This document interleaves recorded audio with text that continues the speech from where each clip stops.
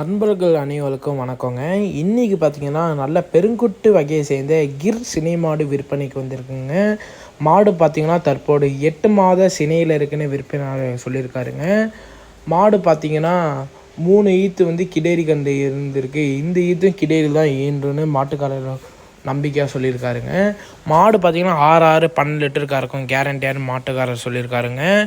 மாடுக்கு சுழி தப்பு இல்லை, 2 சுழி ஸ்தானத்தில் இருக்குது, நல்ல லட்சணமான மாடு நம்ம மாட்டுக்காரர் சொல்லியிருக்காருங்க.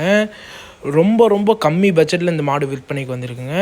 உங்கள் வீட்டில் கை குழந்தை இருக்குது, வயசானவங்க இருக்காங்க, நாட்டு மாட்டு பால் குடிக்கணும், கம்மி பட்ஜெட்டில் மாடு வேணும்னா தாராளமாக இந்த மாடை நீங்கள் தேர்வு செய்யலாம்.